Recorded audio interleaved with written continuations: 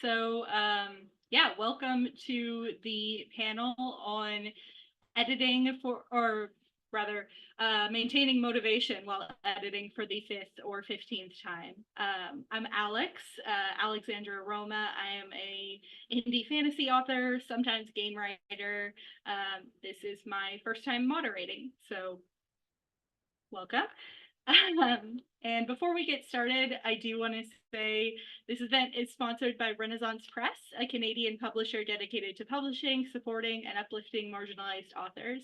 Thanks to their generosity, we've been able to include live captions with this panel, so that's nice. You can find a link to Renaissance in the chat. Yeah, so other than that, I think I'm ready to get started. Let's go around and introduce ourselves. Let me know your name, pronouns, what you write, and then why you wanted to be on this panel. So let's start with Christiane.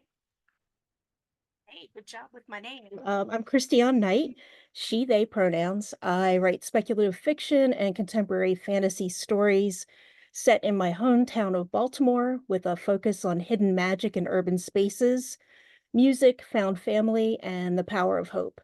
And I just put out my third book in the Stories of the Illyrian Open series, A Third Kind of Madness. Considering that I just put out my third book, I know an awful lot about editing and how to keep focused on it because sometimes it's a slog. And I just thought it would be a really great topic to talk about a lot. Yeah, agreed. Priya? Hi, everyone. My name is Priya Sridhar. I'm a speculative fiction writer, a nerdy nonfiction writer, and a copywriter. My pronouns are she, her. And the reason why I wanted to go on this panel is that it feels like a constant journey when editing, because that journey never stops, no matter what you're creating. You have to be willing to go in and evaluate, but also to treasure the steps that you've taken and to accept sometimes a story won't work after the 13th time. And then how do you move forward with it? And I'm really looking forward to hearing everyone's opinions and insights. Yeah, absolutely. That just gave me a new question idea. But anyway, Serena. Hello, everyone. I'm Serena Ulibari, she, her pronouns. And I am an obsessive rewriter. And I do have published works that have taken me 15 plus drafts. So that's part of the reason that this panel appealed to me. I am also, in addition to being an author, I am also an editor. I have edited several short fiction anthologies, and I'm working with Grist Magazine right now on their climate fiction initiative, and I'm editing a story for that. So I can talk about it a little bit from both the perspective of being an editor and an editee. So yeah. And last but not least, I hope I pronounced that right. Yes, you got it. Hi, I'm Ai Zhang, she, her. I am a science fiction, fantasy, and horror writer, Nebula Bram Stoker Ignite Award winner, and Hugo and Locust nominee based in Canada. And I thought it would be fun to chat about editing since I've been writing a very broad range of stories, story length from short fiction to novelettes to novellas and novels. Yeah, I remember hearing that you were a Nebula winner. I was like, that's exciting. Congratulations. Yeah, and I don't think I said before, my pronouns are she, her, and I am really excited to moderate this panel because I am currently in the throes of, I think I said in the last panel I was on, being beaten to death by the sequel to my debut novel, and editing is going rough, so I could use the motivation tips. So without further ado, let's get to the first question, which is how many edits or rewrites would you say a project typically goes through before you say, okay, this is ready to go? And do you tend to rewrite heavily from draft to draft or just kind of chip away at it as you go? Let's start with Christiane. Okay. Well, for me, it depends on the piece that I'm writing as to how much rewriting and editing it goes into it. Like if I'm doing a blog post or an essay or a poem, it's just going to get several rereads and editing passes. A short story would get more, and a novel would get at least 2 revision only passes and then multiple editing passes before it goes off to my actual editor. and then the two of us will work on the final edits together. That would be usually a heavy editing pass where we tighten up everything, and then several double checking passes. Sometimes when I feel stuck during writing, I'll go back and do a reread of what I've got going with an eye for things that need revision. But by the time I get back to where I left off, my head is back in the game. You know, my last project was a 120,000 word novel that started out about 125,000 words. And I'd say that I did 14 editing passes before it was ready. So, I mean, Yeah. you know, you got to cut it down when Yeah, for sure. Yeah, that's impressive. So Priya. Alrighty. It really depends on several things. I'm sorry, I'm a little under the weather. So I think the main thing is timing, because for me, deadlines motivate me. Ergo, there's an anthology deadline coming up and I have a short story. I usually run on adrenaline. And I go, okay, if the story's if the story's due in 2 days, that's how much time I have to revise. Otherwise, otherwise, I take more time. I usually rely on my friends for help because they can see stuff I can't, and if the story works or doesn't. And they can, and my friends can assess, okay, this doesn't work right now. And if this doesn't work right now, then I can set it aside if there's no deadline and come back to it later, or bring it to a critique group. So I usually rely on my friends. They're the ones who tell me when it's ready. Otherwise, I use my adrenaline, but I'm trying to break that habit because I know you want to give yourself time to revise. And I only recommend this if you're starting out and you have energy to write multiple stories. One time when I was a kid, I rewrote a story 13 times, but with all the stories I write, I don't really have that luxury now. And I'll probably get some tea now so that I can speak better on the future questions. One moment. Okay. Yeah, I find that really relatable about being motivated by adrenaline. Part of why I get really into NaNoWriMo, despite the organization stuff now, is I like to say that I run on a healthy dose of panic. That tends to be when I write best. So that part spoke to me. But Serena, how about you?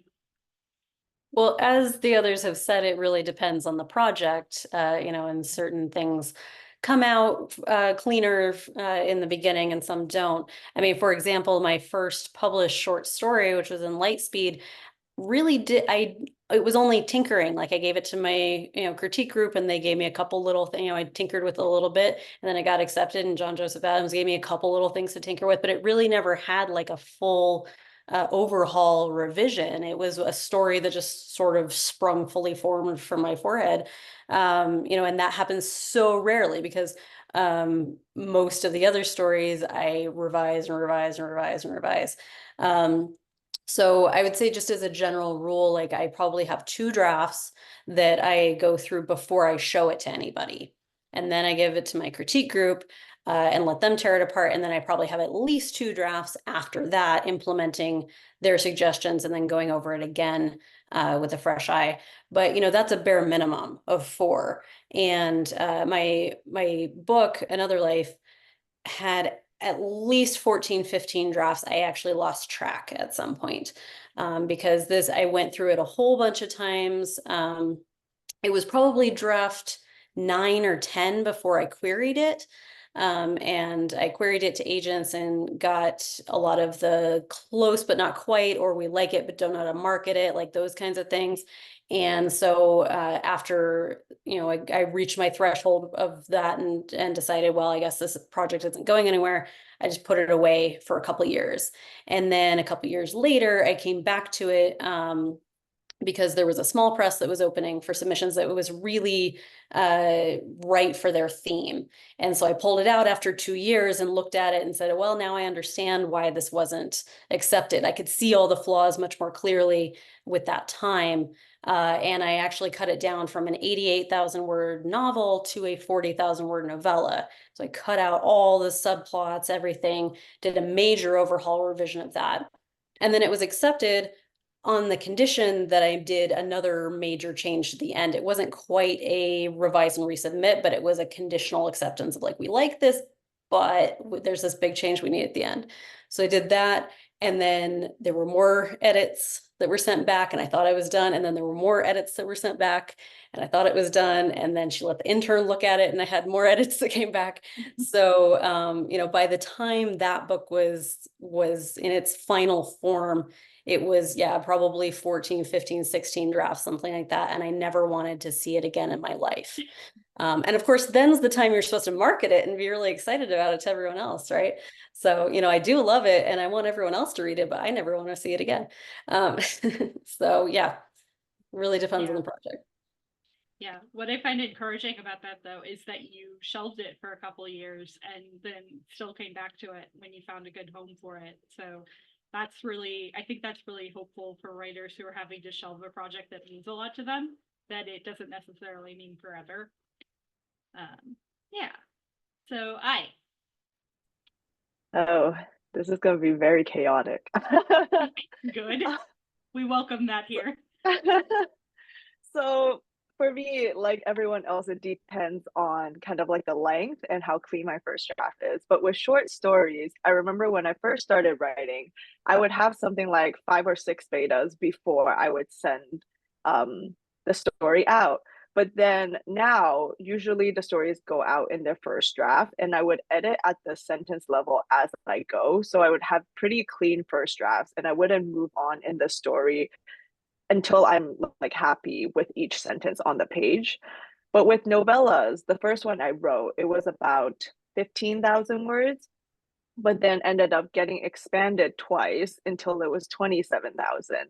And then the next novella I wrote after that started at 25,000 and it was expanded over 4 drafts until it reached 39,000. And the first novel I just wrote started at 45,000 and got expanded over 8 drafts until it reached 86,000. So it's but in terms of actually answering the question about like when is it ready to go, I feel like because I'm a serial underwriter, it's usually when my beta readers and my agent think that there's enough world building and enough character development that I've added in to like fully understand what's happening in the book or story, then we're like, okay, it's ready to go. Yeah. Yeah, I like that. I like the way they keep expanding on themselves. I'm not an underwriter and I still have that problem where I'm like, I meant to cut things and somehow it got longer. Yeah. So what are some tricks that you all use to stay focused and motivated when you're editing for that 14th, 15th time? Like, do you print out your manuscript? Do you change the font, change your location, things like that? Again, let's start with Christian. I use Scrivener, so I use a lot of the tricks that Scrivener has to kind of go through and change up the focus. There's a couple of different modes you can use with it for people who aren't familiar with Scrivener. One of them is composition mode, where you can pull out the text and pull it away so that there's no other distractions on the background from the Scrivener program. That's one way to kind of just like change up the focus. I might change the font, but really that doesn't really make much difference for me unless I make it really big. I also sometimes use focus mode to highlight a sentence at a time so I can go through each chapter really intently without having to like, get lost in the words. I'm a really fast reader, so sometimes I have to make myself focus like that. Or otherwise I'll just jump ahead and all of a sudden I've read a whole bunch and been like, you weren't paying attention to any of that. Um, there's also a dialogue focus that'll highlight only the dialogue in your text. So you can just pull that out and see if that's flowing and everything. And that will also help to keep me focused on what I'm doing. Like I said, I get distracted really easily because I'll just slide into reading and then all of a sudden it's gone. Like I'm a chapter ahead of what I was supposed to be looking at. So I use those kind of things. There's also, for people who don't have Scrivener, there's an online free thing you can use called SlickWrite that does all the same kinds of things. It has different ways of focusing on it. I like to break out when I'm editing. I like to break it out into chunks. So I do it scene by scene, since Scrivener can do that too. And if I use SlickWrite, if I need a change, I'll just drop a scene at a time and look at it that way. I think just changing up the way that I'm looking at the text really helps me as far as my focus goes. Some of those I didn't actually know about, the dialogue focus. That's something I'm gonna have to use in the future. There's so much stuff in Scrivener. I mean, I like, know. you can just That's dig sort of forever. the thing. You never stop finding features in the Scrivener, and if you do, they'll update it, and then there's more. Definitely. Yeah. Priya. So this is one trick I actually got from stand-up comedy of all places. So how many people are familiar with the Salt and Pepper Diner skit? Yeah. Okay, so basically, I mean, obviously the comedian right now is a bit iffy for reasons, but he went viral as a meme where he and his friend at the Salt and Pepper Diner in Chicago put on 21 replays of What's New Pussycat, and with one It's Not Unusual tossed in, and someone actually made a playlist of it. I found it actually is very motivational when you're rewriting, and it stops being annoying after a point because you can actually, if you memorize the lyrics, you actually know exactly where the song ends and when it reloops. But for some reason, it's surprisingly motivational when you're going through and doing edits. So finding something that you can sort of put on as background music, but also engages you just enough so that you stay focused helps me a lot. Yeah, that's really cool. I know that skit. I don't think that would work for me, but I like that it works for you. And I get the thing of like when you listen to a playlist enough, it kind of just becomes background noise. Yeah. Serena.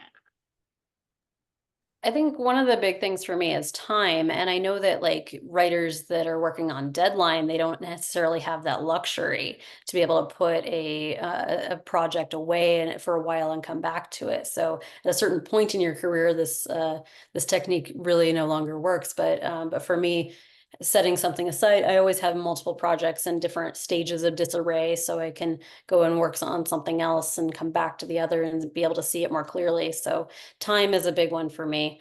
But I think that the trick with changing the font, I think can work. And like the psychology behind that is that you know when you've read over your manuscript, a dozen times, you know what to expect. Your brain is already like jumping ahead and kind of knows what comes next. And so you see what you expect to see. And by changing the font, changing the size, doing something that makes it flow differently on the page, can be that little trick to see. And I think it's a really good trick near the end stages, like when you're looking for typos and things like that. It's maybe not the best for when you're still figuring out the plot, figuring out the character, the world building. It's not the developmental stage. I think that's kind of an end stage for figuring out rhythm, word echo, dialogue flow, typos, things like that. And I also, another end stage one that I do is reading out loud. And that's harder the longer the work is, but for a short story especially, I will always do a pass where I read it out loud, to myself, and then I can hear again those same things, the word echo and the rhythm and things like that. So yeah. Yeah, reading out loud is always a really good trick if you can get yourself to do it. I know that I sometimes just feel like I don't wanna, but it's always helpful. And So other than crying and listening to lo-fi, valid. That's a mood.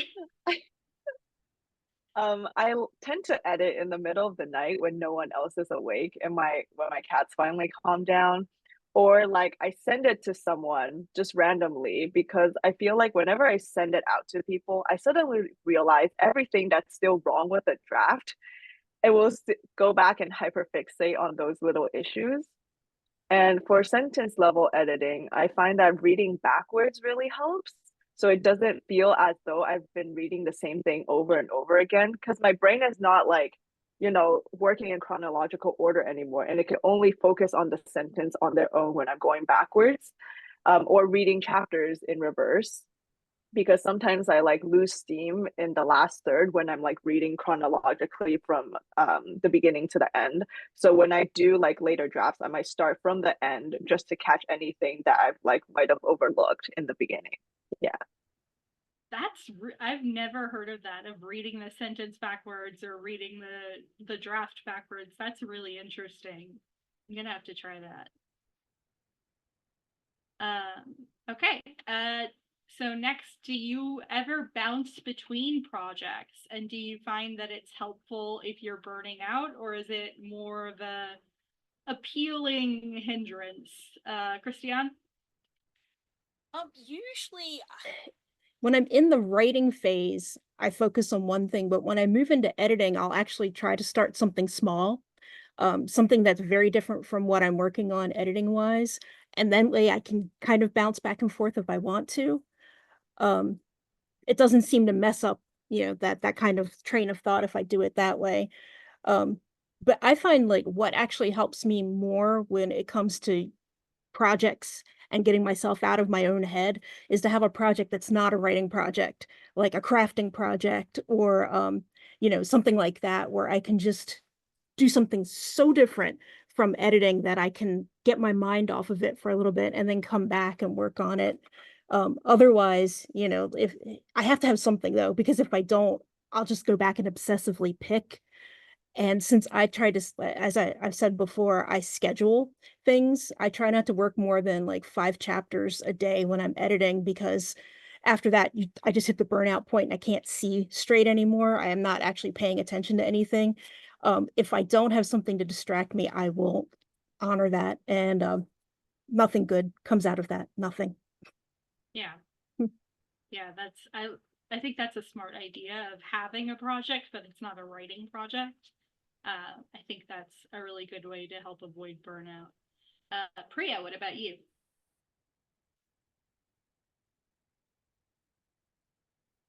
Priya? Oh no, still muted.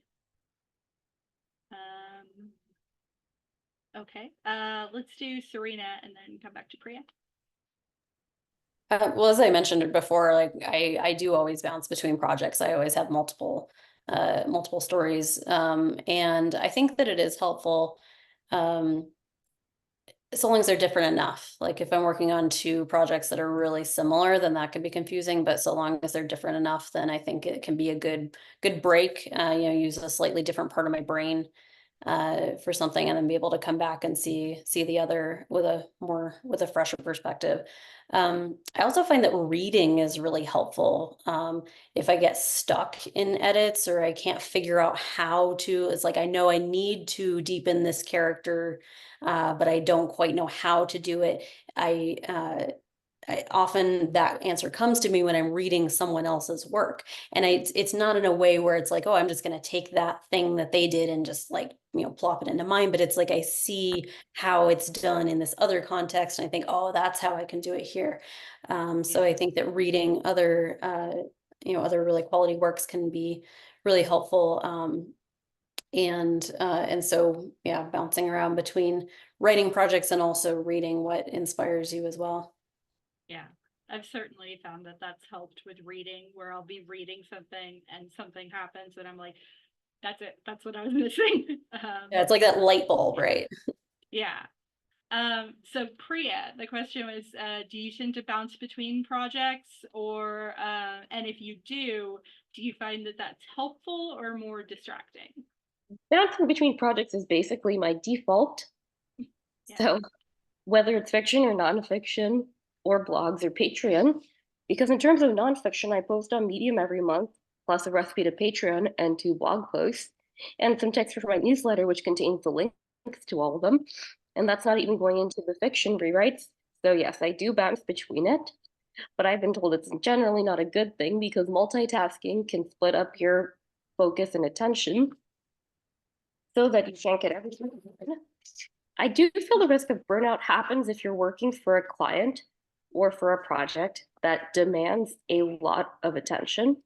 That's why I don't recommend, if you're a starting writer, do not work for content mills and any place, and even places that seem progressive.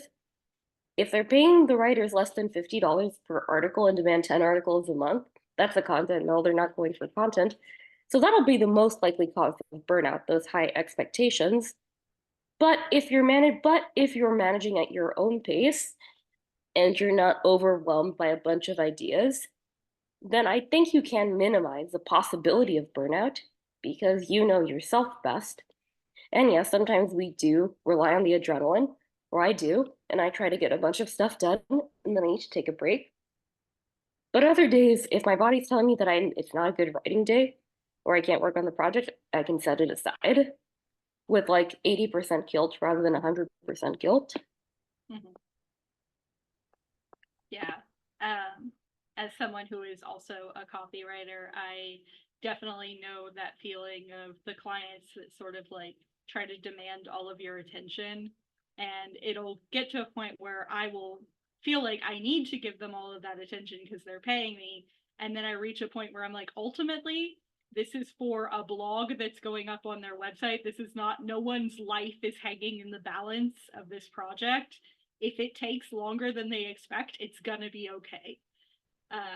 And you kind of have to remember to set those boundaries, which could be hard as a newer writer. But yeah. And as far as bouncing between projects. More chaos. So I am almost always bouncing between 3, 4, or more projects at a time. But I feel like because of the way my brain works, it's better for me to get my mind off the project I'm currently editing at the moment by working on something new, because whenever I'm doing something I'm not supposed to be doing, suddenly I will do what I'm supposed to do. Like Yeah. right before I go out for groceries, suddenly I'll have the will to write or edit a new chapter of a project. Or if I'm like reading something, 2 minutes later, I'll be like, actually, I want to edit, which is exactly what I want in the beginning anyways. So Yeah. like reverse psychology for me to do multiple Yeah. projects. Yeah, it's better that than the alternative where you have to write and it's like, you know what, I'm going to the grocery store. Yeah. There was a big So, discussion on Blue Sky a couple weeks ago about showering and how like you get yes. ideas in the shower. And I mean, like, yeah, they've definitely had that experience, but some like John Scalzi and people like that were talking about how they use that as a technique, is like when they are stuck, they will go and intentionally take a shower. Like I've never thought about doing it in that kind of systematic way, but it's definitely, yeah, you're doing something other than the writing you're supposed to be, and that's when the ideas come. So Yeah, absolutely. So we are at about the halfway point, and I just want to remind those who are in the audience, we do have room for audience questions. So if you have any questions for any of the panelists, feel free to drop them in the chat. I have another question or two in the meantime. So next is, when do you reach a point where you have to take a break from editing? And if you hit that point, how long of a break do you take? And then is it easy to get back into editing after, or is it kind of difficult? So Christiane? Well, as I said, I'm a scheduler. Because if I don't schedule things, all hell breaks loose. There's a good chance I may not get anything done, just because I get so distracted. So I tend to schedule my writing for very specific parts of the day and in chunks, and usually 5 chapters at a time. And I do that when it's just me editing, and then when I turn it over to my editor, she's great because she does the same thing. So she'll edit a chunk and then send it to me, and I can go through and like follow through. So we're constantly moving along, which is great, because if I don't feel like I'm accomplishing something, bad things happen. I'm very motivated that way. I want to get it done. Plus, I get really excited about my story. Well, one of the things that I have done to make sure that I don't burn out is, when I work that way, I try to schedule breaks in with my schedule. So I always schedule like 20-minute breaks after an hour of work, where I get up, I move around, I get a snack, just maybe do a little exercise, something to get out of my headspace for a little while. And Also, so I don't my legs don't fall asleep because I tend to sit on my bed cross-legged when I'm writing. So it's not really good for sitting for long periods or editing. Then when I come back, what I do is I actually make soundtracks for all my books. And I have each chapter has its own song that kind of encapsulates the mood of what's happened. So I put that on and I'll put on the song for the chapter that I'm working on just to get my head back in that space. And it works like a charm. Once I'm through with that, I'm ready to go and back in focus. Yeah, I like that a lot. I do pretty intensive playlists, but I don't think I have like a chapter by chapter soundtrack. And that's really neat. They're in my books, so if anybody ever wants to hear them, they're in there. Okay, I'm gonna have to check those out now. So Priya?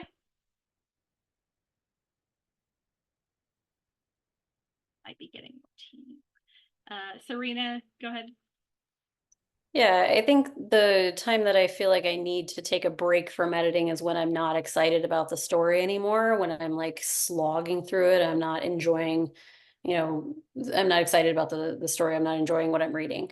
Because if I'm not enjoying it, then, the reader won't either, and I need to take a break from that and come back to it with more of that enthusiasm. And I think there's various different ways to sort of bring that back. So I'm working on a short story right now for an anthology project that's through ASU, Arizona State University, around the topic of like what to do with nuclear waste, which is this like really sticky topic, and they paired writers with scholars and PhD students and stuff like that to create this project that's going to be part fiction and part nonfiction. So it's a really cool project. I was really glad to be invited to it. But it was a difficult story to write, and I was very happy with the story. But then, as I'm going through the edits for it, it was getting to the point where it's like I'm dreading doing the edits, and I had that one had a deadline, and I was just dragging my feet on it, and so finally I decided.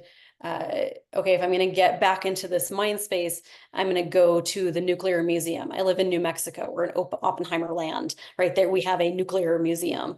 And so I was like, I'm going to go to the nuclear museum. I'm going to learn some things there. It's going to like get me back in the mindset of like what I need to be working on in this. And I came out of that museum experience with several ideas for a different project I was working on. And not really for the nuclear waste project.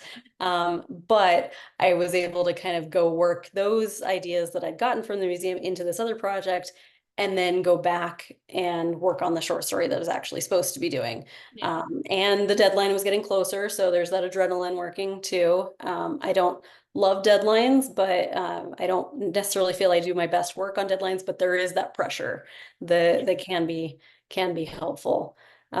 So I don't know if that's really an answer to the question. I'll stop rambling now and let if Priya's back, let her answer. Yeah.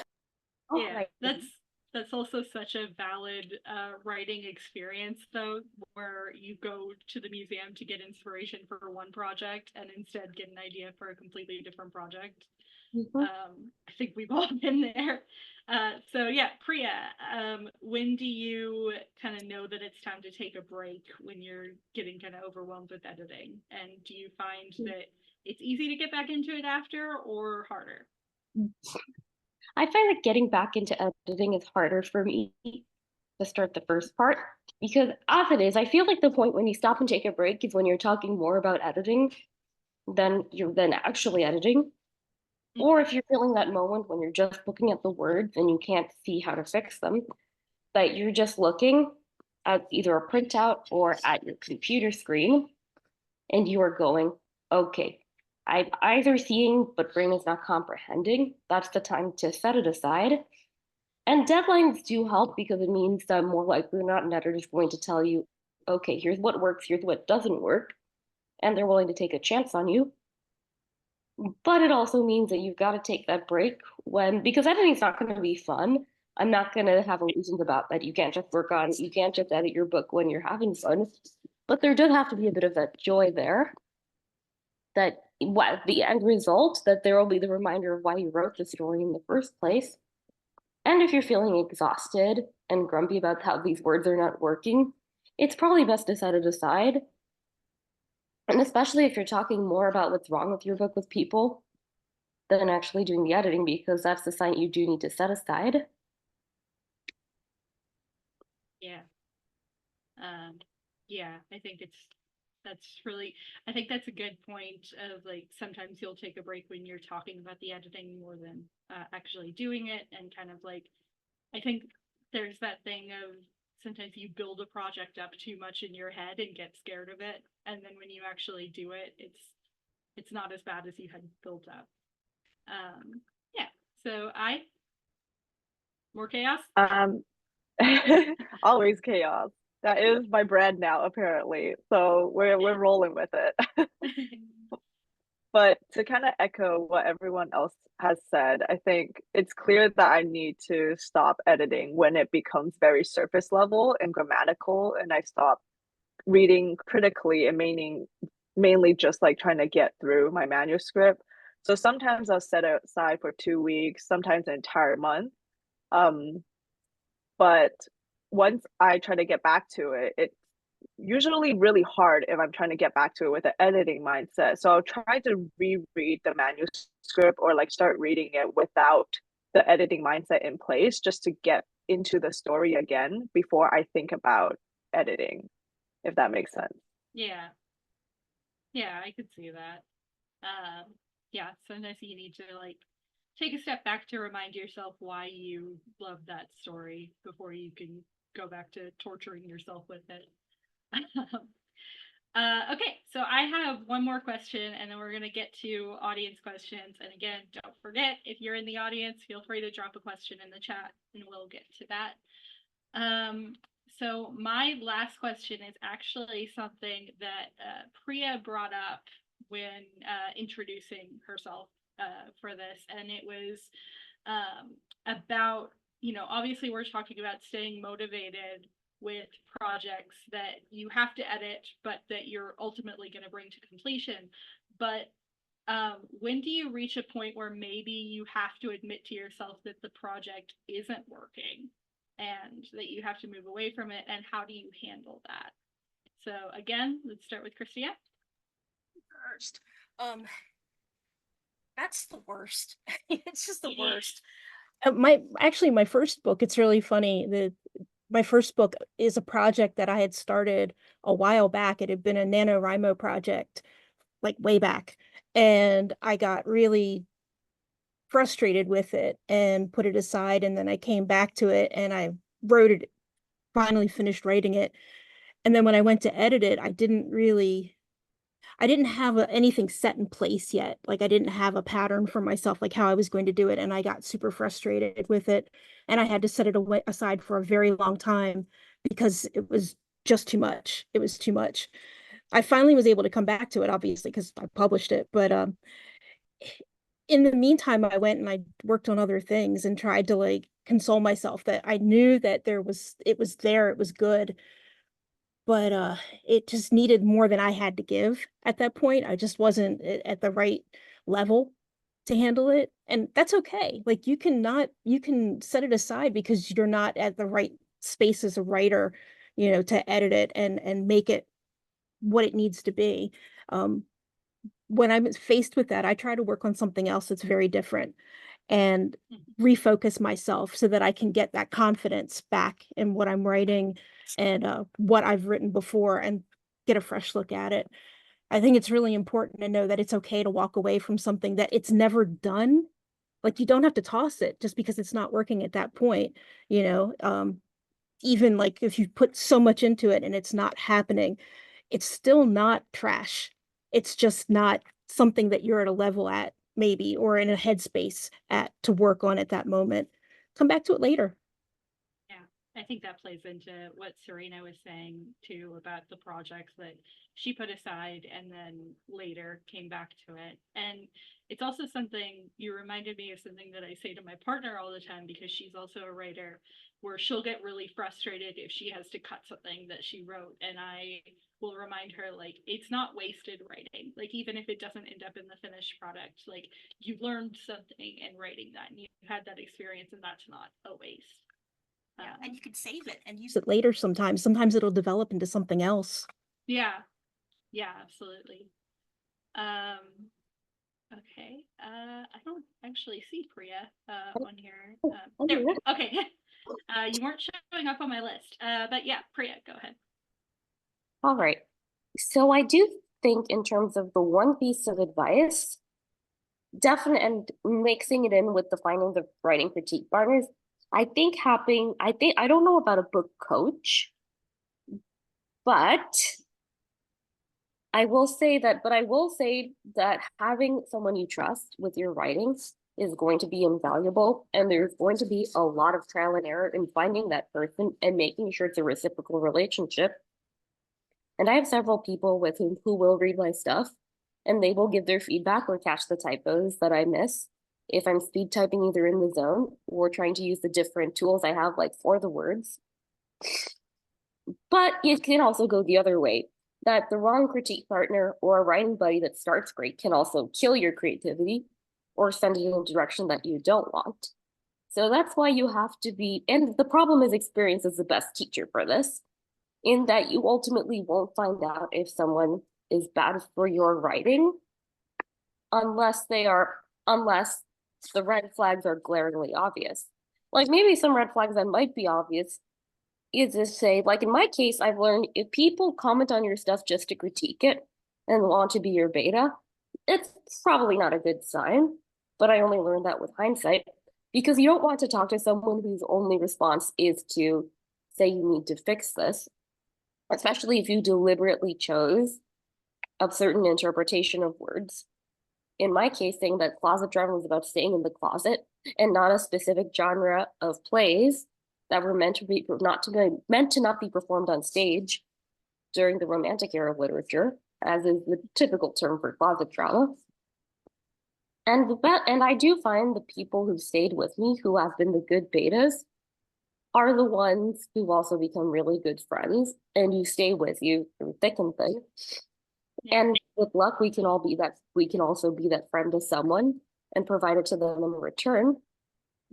The reason why I'm not sold on book coaches is because I feel like we're all in this to ideally either build a career or to at least not sink ourselves financially. And all respect to the book coaches who do go in and fix books. But I think if you're paying someone to fix your book that you're hoping to sell, and it's going to be about, say, $100, $200 for that editing minimum, it may not be worth the investment. All respect to the good coaches who do it, and for those who find the investment worth it. Because it feels like then it's very easy for a manuscript to become a financial hole. And that time may be better spent, say, on a copy editor who can go through and find all the typos before you send your manuscript off to an agent, or a sensitivity reader who might charge that much, but that means you'll be paying and not having a story go viral for the wrong reasons and having an existential crisis on finding internal biases in a culture that isn't yours. Yeah. That's actually good because you kind of jumped ahead to the question I was going to ask next, which was Diana's audience question.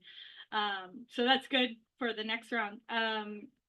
For right now, we were talking about if you reach a point where there's a story where you've been editing it and trying to stay motivated, do you ever reach a point where you realize that story is not it's not gonna work, and how do you handle that? Sorry about that. No, you're good. This happens all the time, and it may happen with the more stories you write versus if you're someone that focuses on one story at a time. And that's partly why, I mean, as I mentioned, when I was a kid, I rewrote a story 13 times and I labeled all my drafts.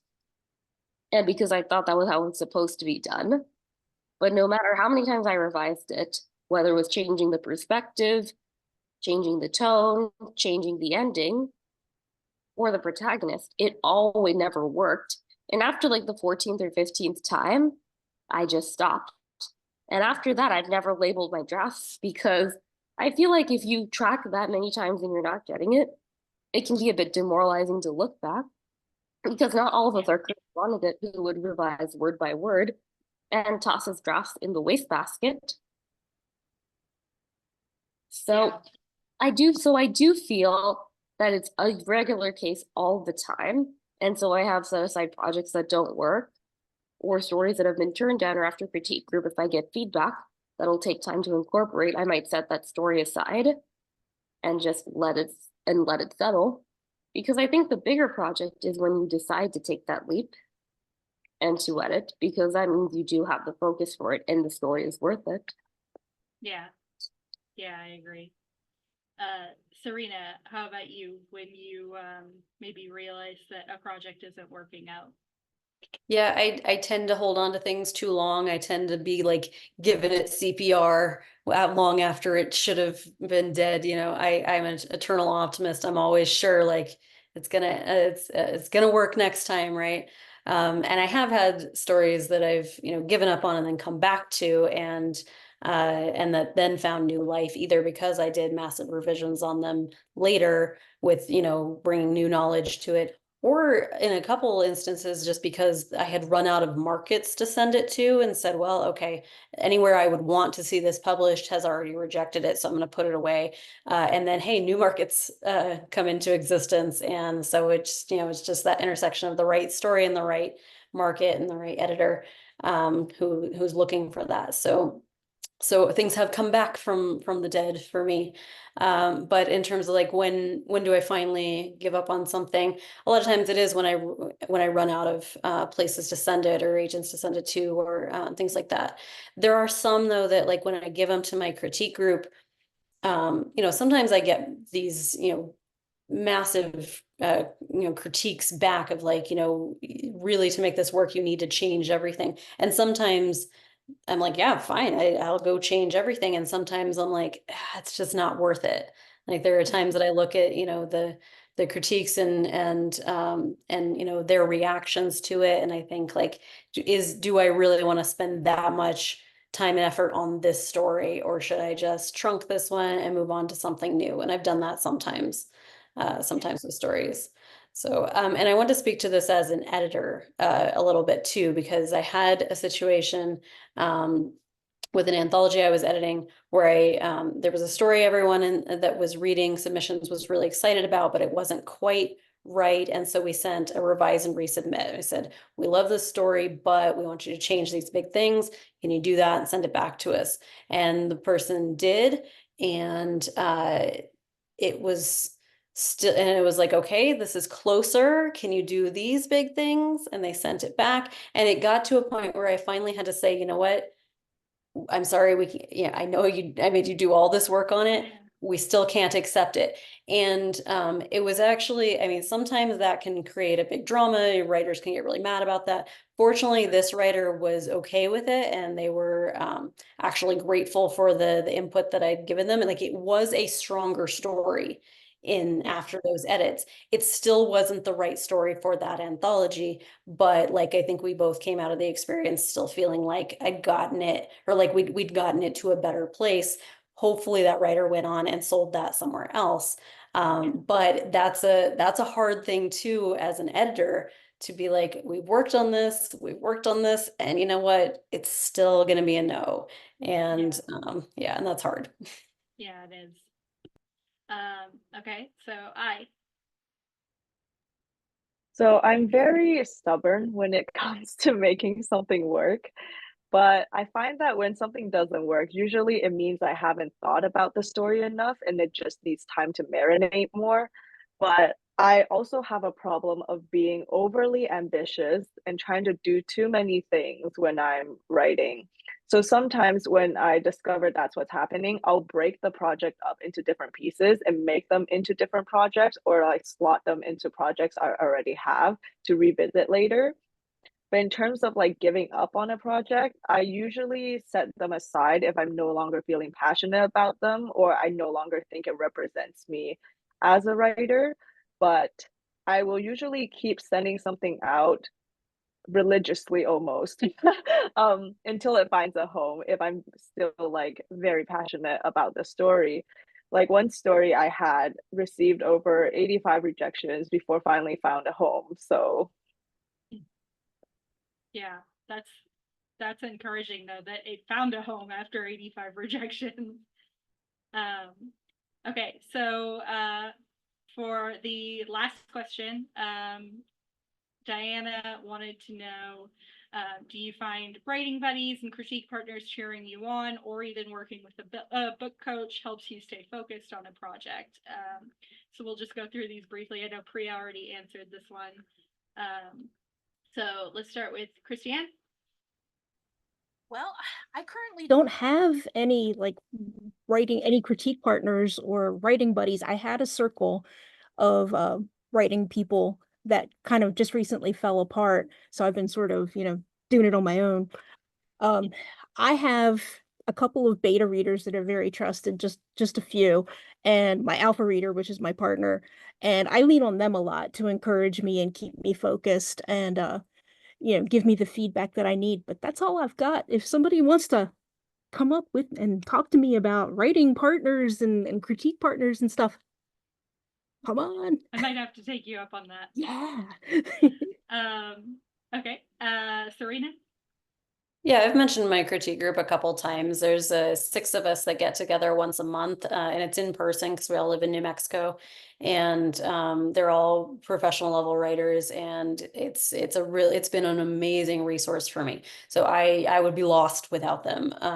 I think it's really, really important, and I've always, ever since college, had some type of critique group that I've been involved with. And I think there's the exchange of it is really important. Like I've never had like just beta readers where I just send stuff to them and they read it. It's always been an exchange. It's always been I'm sending my stuff and they're sending me their stuff. And I feel like I learn about my own writing by critiquing them as well. So it's, it's definitely, it definitely goes both ways. But I think the important thing with a critique group or beta readers or whatever is you have to have people who understand craft of writing. I mean, you can have enthusiastic readers, but they need to be able to tell you like, that the character arc is not satisfying and they can't just say, well, I didn't like the ending. I'm like, well, why? I don't know. I just didn't. Like, you have to be able to say, oh, because the character didn't change enough and it wasn't satisfying, didn't fulfill the narrative promises. They need to have that vocabulary to be able to talk about the writing craft. And critiquing is a skill, and so you need a skilled writer needs skilled critiquers, and that's really the key. That's what I found after a long time of just having my mom read my project, because she'd be like, I like it. And I'm like, what do you like about it? And she's like, everything. Like, okay, that's not helpful for me. I appreciate it, but it's not helpful. So